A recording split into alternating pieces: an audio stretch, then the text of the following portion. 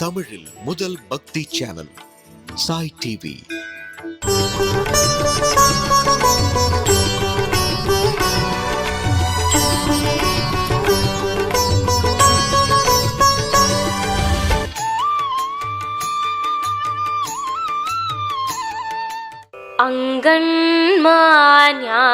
அங்கண்மாஞாலத்து அரச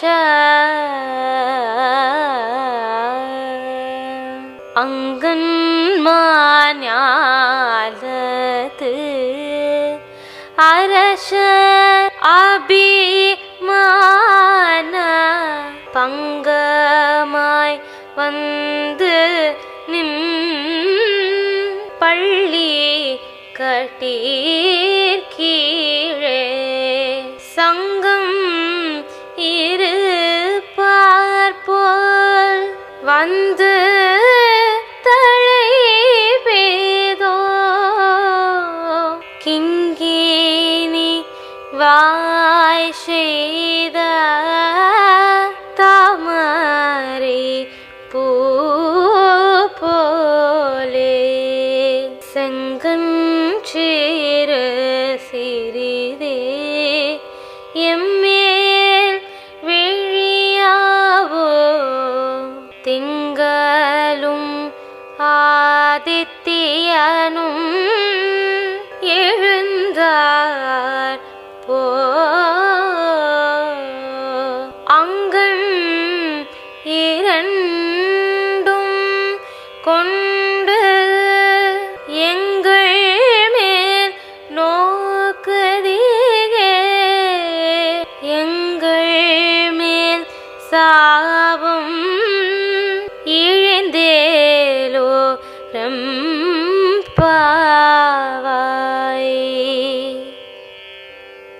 சாய் டிவி நேயர்கள் அனைவருக்கும் மார்கழி மாத இனிய காலை வணக்கங்கள். ஆண்டாள் திருவடிகளே சரணம். இன்றைய பாசுரம் 22வது பாசுரம்.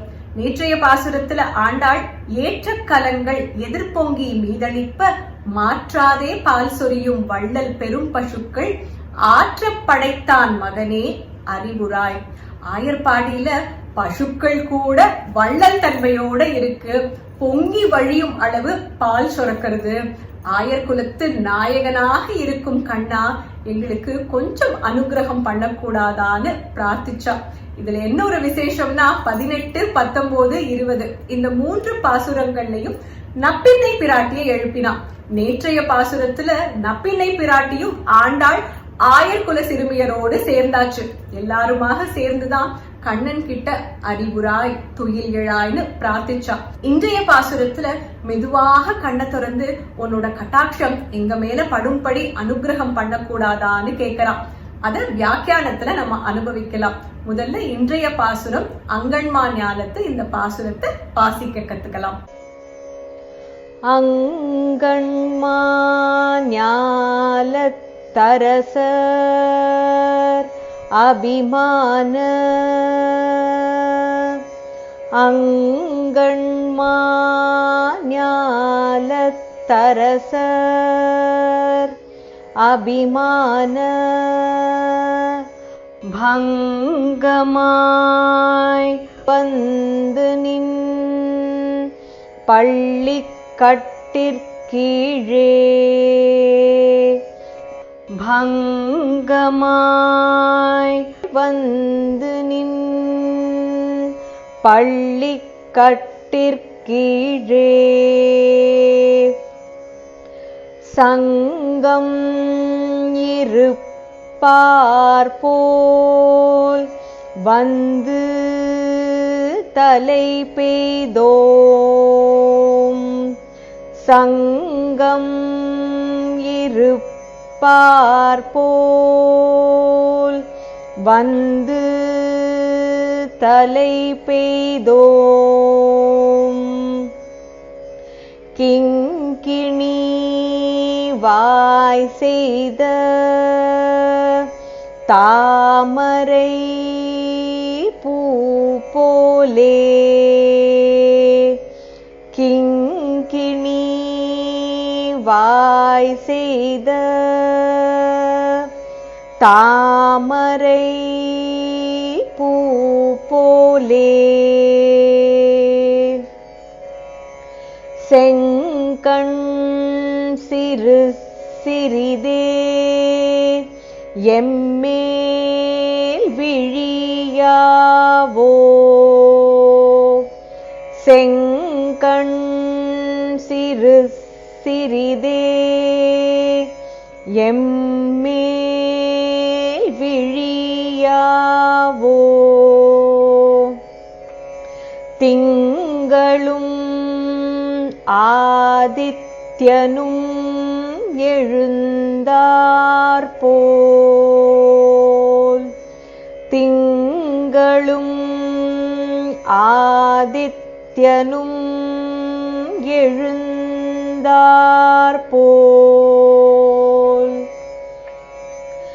அங்கண் இரண்டும் கொண்டு எங்கள் மேல் நோக்குதியேல்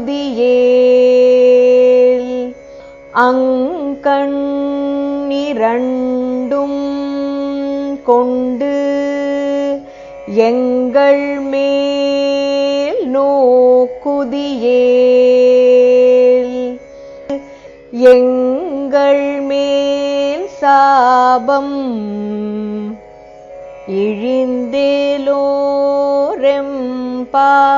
இழிந்தேலோரெம்பாவாய் எங்கள் மேல் சாபம் இழிந்தேலோரெம்பாவாய்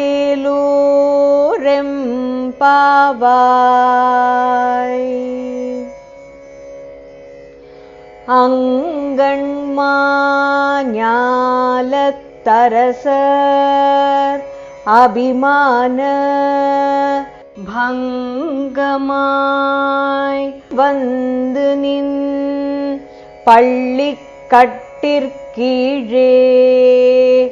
சங்கம் இருப்பார் போல் வந்து தலை பெய்தோம் கிங்கிணி வாய் செய்த தாமரை பூ போலே செங்கண் சிறு சிறிதே எம்மேல் விழியாவோ திங்களும் ஆதித்யனும் எழுந்தாற்போல் அங்கண் இரண்டும் கொண்டு எங்கள் மேல் நோக்குதியேல் எங்கள் மேல் சாபம்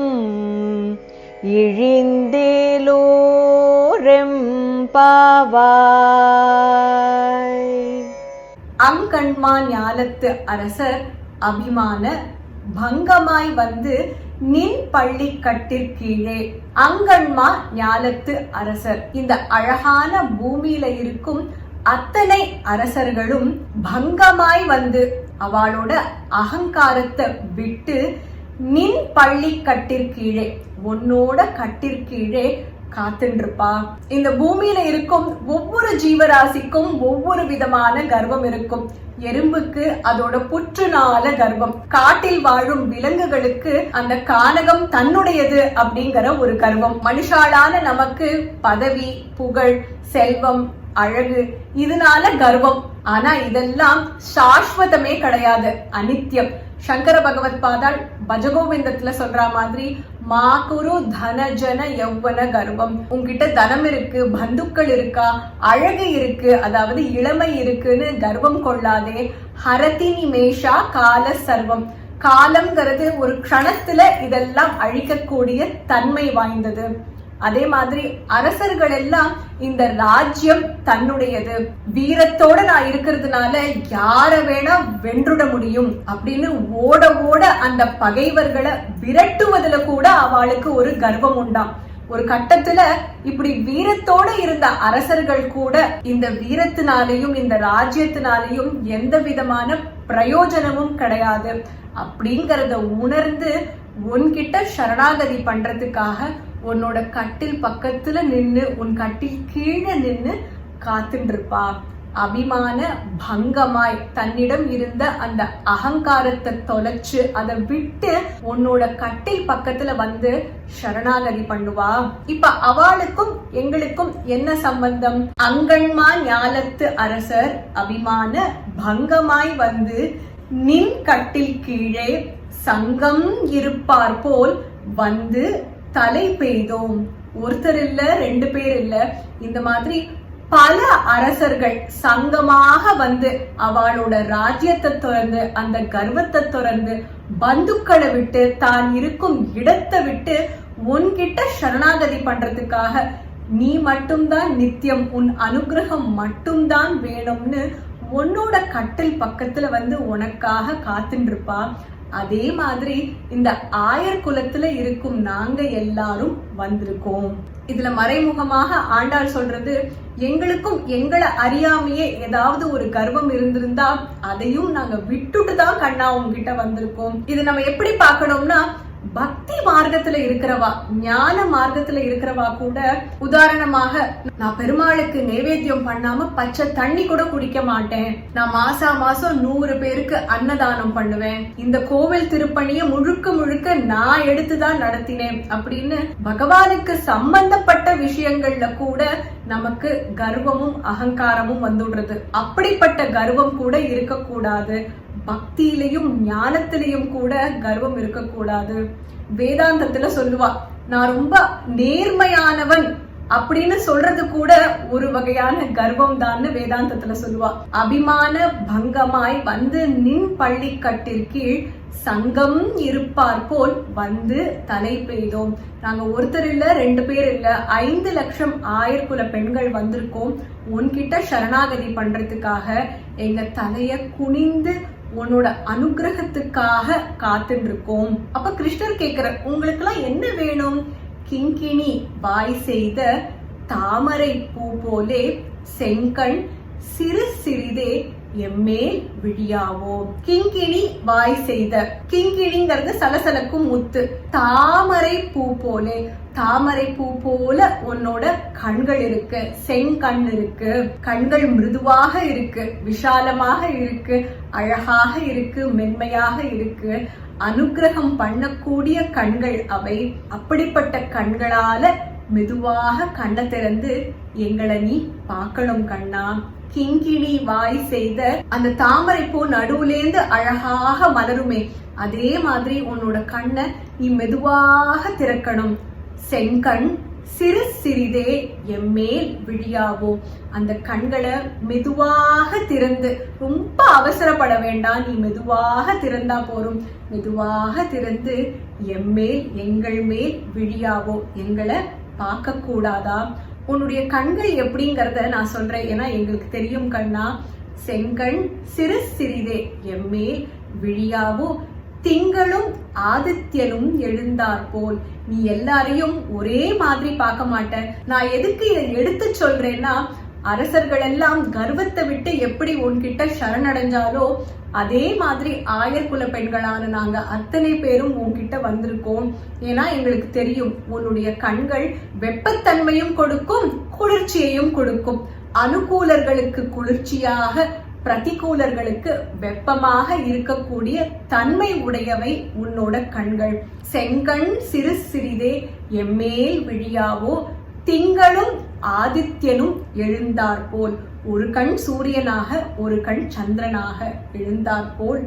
அங்கண் இரண்டும் கொண்டு எங்கள் மேல் நோக்குதியே. ஆதித்யனாக சந்திரனாக இருக்கும் அந்த கண்களை மெதுவாக திறந்து எங்களை பார்க்க கூடாதா? பார்க்கும்போது ஒரு கண்ணை மட்டும் உபயோகப்படுத்தாத கண்ணா, 2 கண்களையும் திறந்து எங்களுக்கு அனுகிரகம் பண்ணணும். இந்த 2 கண்ணை திறக்கிறதுங்கிறது வாத்சல்ய பாவத்தை குறிக்கிறது. ஒரு தாய் எப்படி அந்த குழந்தையை பார்த்து வாத்சல்யத்தோட பிரியத்தோட அன்பாக இருப்பாளோ அதே மாதிரியான அன்போட எங்களை நீங்க பார்க்கணும். அப்போ கண்ணன் கேக்குற, எதுக்காக நான் பார்க்கணும்? எங்கள் மேல் சாபம் இழிந்தேலோர் எம்பாவாய். உங்களை பார்க்கணுங்கிறதுக்காக அடிச்சு பிடிச்சு நாங்க வந்திருக்கோம். ஏதாவது ஒரு தடை எங்களுக்கு இருந்ததுன்னா ஏதோ ஒரு சாபத்தினாலதான் அந்த தடைகள். அப்படிப்பட்ட சாபம் எல்லாம் நீங்கி எங்களால உன்னை அடைய முடியும் கிருஷ்ணா. எங்கள் மேல் சாபம் இழிந்தேலோர் எம்பாவாய். நாங்க வந்திருக்கிறவா ஒவ்வொருத்தரும் ஒவ்வொரு விதமான குணாதிசயம் படைத்தவர்கள். அதனால எங்க சாபத்தை எப்படி போக்கணும்ங்கிறது உன் கையில தான் இருக்கு. ராமர் எப்படி அவரோட கால் தூசியால அகல்யோட சாபத்தை நீக்கினர். இந்திரனுக்கு துர்வாசரோட சாபத்தை மார்புல இருக்கும் மகாலட்சுமியால நீக்கினர். சந்திரனுக்கு இருந்த க்ஷயரோகத்தை சந்திர புஷ்கரிணி தீர்த்தத்தால நீக்கினர். எங்களுக்கு எதை பயன்படுத்தி நீக்கணுங்கிறது எங்களுக்கு தெரியாது கிருஷ்ணா, அது உனக்கு மட்டும்தான் தெரியும்.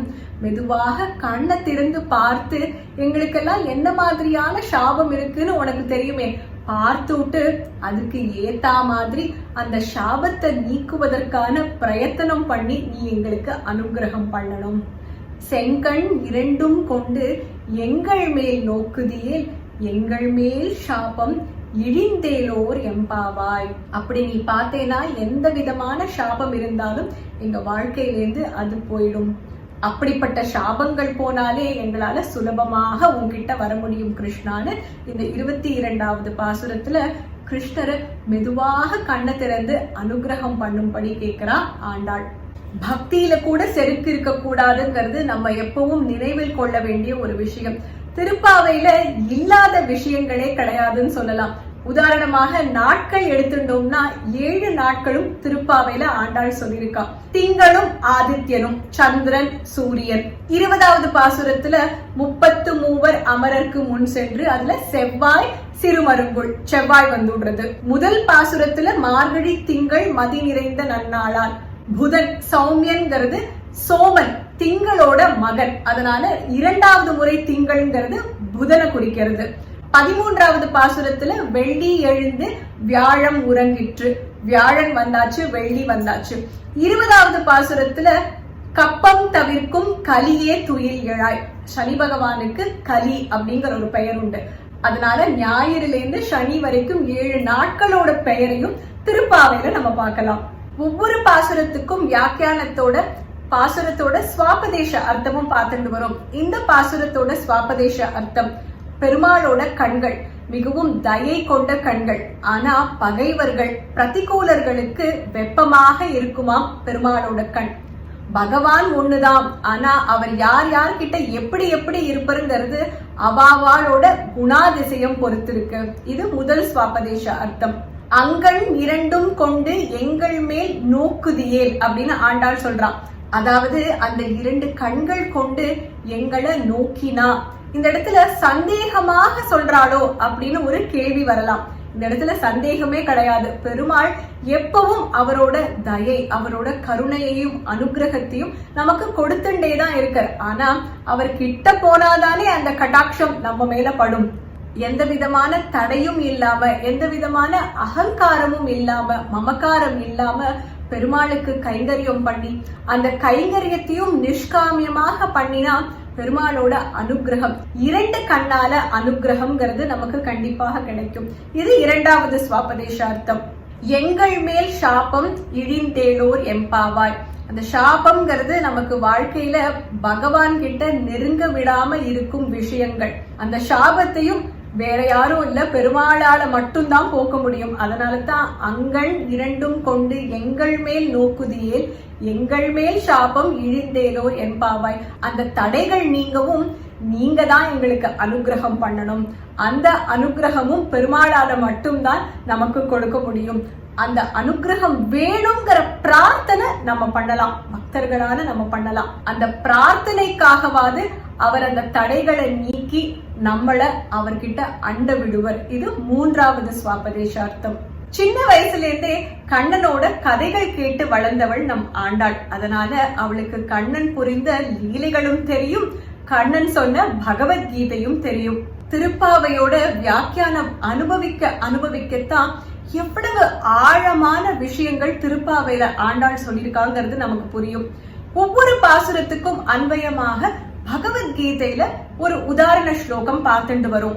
இன்றைய பாசுரத்துல பெருமாளோட கண் எப்படி இருக்கு? ஒரு பக்கம் சூரியனாகவும் இன்னொரு கண் சந்திரனாகவும் இருக்குன்னு சொல்றான். அதாவது பக்தர்களுக்கு குளிர்ச்சியாகவும் பகைவர்களுக்கு நெருப்பாக இருக்காம் பெருமாளின் கண்கள். இதுக்கு அன்வயமாக பகவத்கீதையிலிருந்து என்ன ஸ்லோகம்னு பார்க்கலாம். பகவத்கீதை 10வது அத்தியாயம் விபூதி யோகம் 38வது ஸ்லோகம். தண்டோ தமயதாமஸ்மி நீதிரஸ்மி ஜிகீஷதாம் மௌனம் சைவாஸ்மி குஹ்யானாம் ஞானம் ஞானவதாமஹம்.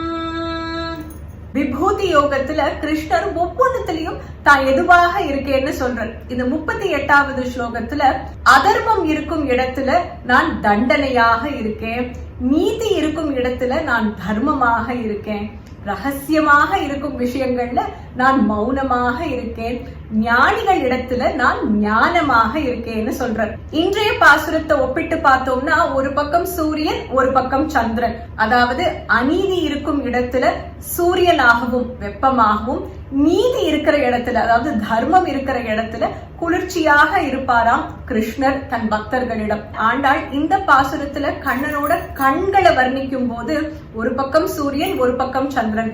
அதே மாதிரி பகவத்கீதையில நான் தண்டனையாகவும் இருக்கேன், நீதி இருக்கும் இடத்துல நான் தர்மமாகவும் இருக்கேன்னு சொல்ற கிருஷ்ணர். அதனால இந்த பாசுரத்துல ஆண்டாளோட கண்ணனின் கண்களோட வர்ணனை, அதுக்கு அன்வயமாக பகவத்கீதையிலிருந்து விபூதி யோகம் 38வது ஸ்லோகத்தை நம்ம பார்க்கலாம். ஒவ்வொரு பாசுரத்திலையும் குறிக்கப்படும் திவ்ய தேசங்கள் பார்த்துட்டு வரும். இன்றைய பாசுரத்துல குறிக்கப்படும் திவ்ய தேசம் நமக்கெல்லாம் ரொம்ப பரிச்சயமான மதுரை அடுத்து உள்ள திருமாலிருஞ்சோலை கல்லழகர் திருக்கோயில். இங்க பெருமாள் சுந்தரராஜ பெருமாள், தாயார் சுந்தரவல்லி. ஆண்டாளும் பெரியாழ்வாரும் இந்த கோவிலுக்கு வந்து கல்லழகரை தரிசனம் பண்ணிருக்கா. பெரியாழ்வார், ஆண்டாள், திருமங்கையாழ்வார், நம்மாழ்வார், பேயாழ்வார், பூதத்தாழ்வார் இவர்களால மங்களாசாசனம் பண்ணப்பட்ட திருத்தலம். ஆண்டாளுக்கு ரொம்ப பிரியமான ஒரு திருத்தலம்னு சொல்லலாம். 27வது பாசுரத்துல இதற்கான காரணத்தை பார்ப்போம். இந்த திருத்தலத்தை முக்தி தரும் அழகர் திருமலைன்னு சொல்லுவா. பிரம்மாண்ட புராணம், வாமன புராணம், வராக புராணம், மகாபாரதம் இதுல எல்லாம் இந்த திருத்தலத்தோட குறிப்புகளை நம்ம பார்க்கலாம். பெரியாழ்வார் இந்த திருத்தலத்தை மங்களாசாசனம் பண்ணும் போது கொன்னவில் கூர்வேல் கொன் நெடுமாறன் தென்கூடல் கொன் தென்னன் கொண்டாடும் தென் திருமாலிருஞ்சோலையேன்னு சொல்றார். அதாவது அரசர்கள்லாம் வந்து பணிந்த ஒரு திருத்தலம். இந்த பாசுரத்துல அங்கன்மா ஞாலத்து அரசர் அபிமான பங்கமாய் வந்து நின் பள்ளி கட்டிற்கீழே இந்த குறிப்புக்கு அன்வயமாக இந்த திவ்ய தேசத்தை சொல்லுவா. அதே மாதிரி மகாபாரதத்துல குதிரைகளுக்கெல்லாம் ரொம்ப தாகம் எடுத்த போது அம்பால தண்ணீர் வரவழைத்து குதிரைகளோட தாகத்தை தீர்த்தாராம் கிருஷ்ணர். இத பார்த்த உடனே துரியோதனன் ஆச்சரியப்பட்டு போனானாம். இதுவும் ஒரு உதாரண நிகழ்வு. அதனால இந்த பாசுரத்துல குறிக்கப்படும் திவ்ய தேசம் மதுரை அடுத்து இருக்கும் திருமாலிருஞ்சோலை கல்லழகர் திருக்கோயில். இந்த கோவிலோட இன்னொரு விசேஷம் என்னன்னா, கல்லழகர் வைகை ஆற்றில இறங்கும் போது அவர் அணியும் மாலை ஸ்ரீவல்லிபுத்தூர்ல ஆண்டாள் சாத்திண்ட மாலை, சூடி கொடுத்த சுடற்கொடியோட மாலை தான் இங்க கல்லழகருக்கு. பெருமாள் கோவில் பிரசாதம்னாலே புளியோதரை ரொம்ப விசேஷம். இன்னைக்கு பெருமாளுக்கு நைவேத்தியமாக புளியோதரை. இன்றைய பாசுரத்துல எல்லாரோட ஆத்துலயும் அழகழகாக தாமரை மலர்கள் பூத்து குலுங்கிருக்கும்னு நினைக்கிறேன். நாளைய பாசுரம் 23வது பாசுரம். இந்த பாசுரத்தோட கோல குறிப்புகளை இப்ப பார்க்கலாம். நாளைய பாசுரத்துல ஆண்டாள் கண்ணனை பூவை பூவண்ணான்னு சொல்றான். பூக்கள் நிறைந்த கோலம் நிறைய இருக்கு. ஒரு உதாரணமாக சின்ன கோலம் இத பார்க்கலாம். இதை தவிர கண்ணன் ஏந்து வருது எப்படி இருக்குன்னா, குகையில உறங்கின்றிருந்த சிங்கம் மெதுவாக கண் விழிச்சு நடந்து வரும்போது எப்படி இருக்குமோ அப்படி இருக்குன்னு வர்ணிக்கிறா ஆண்டாள். அதனால கர்ஜிக்கும் சிங்கம் நடுவுல பூவை பூவண்ணான்னு சொல்றதுனால சுத்தி பூக்கள் நிறைந்த கோலம். இன்றைய பாசுரத்துல அங்கன்மா ஞாலத்து அரசர் அபிமான பங்கமாய் வந்து நின் பள்ளி கட்டிற்கீழே. இந்த பள்ளி கட்டிற்கீழே இதுக்கு உதாரணமாக மகாபாரதத்திலேருந்து ஒரு நிகழ்வு சொல்லுவா. கிருஷ்ணர் அவரோட அரண்மனையில உறங்கின்னு இருக்க. கிருஷ்ணரை பாக்கிறதுக்காக துரியோதனன் வந்து கிருஷ்ணர் உறங்கின்னு இருக்க, ஏந்துக்கிற வரைக்கும் காத்துன்னு இருக்கலாம்னு கால் பக்கத்துல ஒரு நாற்காலி இருக்கு, தலை பக்கத்துல ஒரு நாற்காலி இருக்கு. கால் பக்கத்துல இருக்கும் நாற்காலியில உட்கார்ந்தா தன் மதிப்புக்கு அது குறைச்சலாக இருக்கும்னு தலை பக்கத்துல இருக்கிற நாற்காலியில துரியோதனன் உட்கார்ந்து காத்துட்டு இருக்கான். கிருஷ்ணரை பாக்குறதுக்காக அர்ஜுனனும் அங்க வரான். கிருஷ்ணரோட பாதத்துக்கு பக்கத்துல இருக்கிற நாற்காலி தான் காலியாக இருக்கு. அர்ஜுனனுக்கு ஒரே சந்தோஷம். கிருஷ்ணரோட அந்த அழகான பாதத்தை பார்த்துட்டு தாமரை மலர் போல மிருதுவாக இருக்கும் அந்த பாதத்தை ரசிச்சுட்டு அங்க உட்கார்ந்து காத்துட்டு இருக்கான். என்னைக்காவது ஒரு நாள் இந்த பாதத்துக்கு சேவை பண்ணும் வாய்ப்பு தனக்கு கிடைக்காதான்னு அர்ஜுனன் தன் மனசுக்குள்ள நினைச்சுட்டு இருக்கான். கொஞ்ச நேரம் ஆறுது. கிருஷ்ணர் கண் விழிச்சு பாக்குற. கண் விழிச்சு பார்த்த உடனே அவரோட பார்வை படுறது அர்ஜுனன் மேல. அதனால அர்ஜுனன் கிட்ட, அர்ஜுனா உனக்கு என்ன வேணும்னு கேக்குற.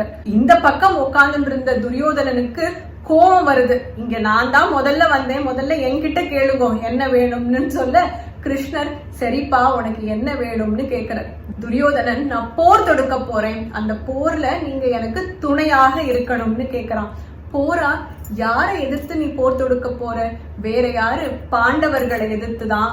அதுல நீங்க எனக்கு துணையாக இருக்கணும்னு துரியோதனன் கிருஷ்ணர் கிட்ட கேட்கலாம். கிருஷ்ணர் துணையாக இருக்கணும்னா எது மாதிரி துணையாக இருக்கணும்? எனக்கோ போர் வித்தையெல்லாம் தெரியாது, ஆனா என்கிட்ட கொஞ்சம் படைபலன் இருக்கு. துரியோதனன் கிருஷ்ணரை வச்சுட்டு என்ன பண்றது, போர் புரியறத பத்தி இவருக்கு எதுவுமே தெரியாது, அதனால உங்க படைக்கலனை நான் எடுத்துக்கிறேன் அப்படின்னு கிருஷ்ணரோட படைக்கலனை துரியோதனன் எடுத்துக்கிறார். கிருஷ்ணர் மேல அளவில்லாத அன்பு கொண்ட அர்ஜுனனோ எங்களுக்கு நீங்க வந்தா போறோம், வேற எதுவுமே வேண்டான்னு கேட்க கிருஷ்ணர் சாரதியாக போய் மகாபாரதத்துல கடைசியில என்ன நடந்ததுன்னு நம்ம எல்லாருக்கும் தெரியும். அவ்வளவு ஒரு மகத்துவம் வாய்ந்தது பெருமாளோட பாதம். பெருமாள் பாதத்தை அதனால அர்ஜுனன் பாதம் அப்படின்னு சொல்லுவார். ஏன்னா அர்ஜுனன் கிருஷ்ணரோட பாதத்துக்கு பக்கத்துல உட்கார்ந்திருந்ததுனால. குருவோட பாதத்துக்கும் அதே மகிமை உண்டு. அதனாலதான் குருவோட பாதுகைக்கு நம்ம பூஜை பண்ணினா குரு இருந்து எப்படி நமக்கு அனுகிரகம் பண்ணுவாரோ அதே மாதிரியான அனுகிரகம் நமக்கு கிடைக்கும்னு சொல்லுவா. நமக்கு வாழ்க்கையில ஒரு இக்கட்டான சூழ்நிலை இருந்ததுன்னா பெருமாள் பாதத்தை புடி, குரு பாதத்தை புடி அப்படின்னு அதனாலதான் சொல்லுவா. நாளை காலை 23வது பாசுரத்துல சந்திக்கலாம். ஆண்டாள் திருவடிகளே சரணம். சர்வம் கிருஷ்ணார்ப்பணமஸ்து. மார்கழி மாதம் நாளே வண்ண வண்ண கோலங்கள், அதுவும் இந்த மார்கழி மாதம் விதவிதமான பாசுர கோலங்கள். நம்ம நிகழ்ச்சி பார்த்து குறிப்புகள் கேட்டு நீங்க பாசுர கோலங்கள் போட்டிருந்தா அந்த கோலங்களை எங்களோட பகிர்ந்துக்கலாம் வாட்ஸ்அப் மூலமாக. 9884466986 நம்பர் மறுபடியும் சொல்றேன், 9884466986. சிறந்த கோலங்கள் தேர்ந்தெடுக்கப்பட்டு நம்ம நிகழ்ச்சியில மார்கழி மாத கடைசியில ஒளிபரப்பப்படும். நீங்க போடும் பாசுர கோலங்களும் இந்த நிகழ்ச்சியில வர ஒரு அருமையான வாய்ப்பு. சாய் டிவி நிகழ்ச்சிகள் உங்களுக்கு பிடிச்சிருக்கா? லைக் பண்ணுங்க, ஷேர் பண்ணுங்க, கமெண்ட்ஸ் பண்ணுங்க, சப்ஸ்கிரைப் பண்ணுங்க, பக்கத்துல இருக்கிற பெல் சிம்பலை பிரஸ் பண்ணுங்க.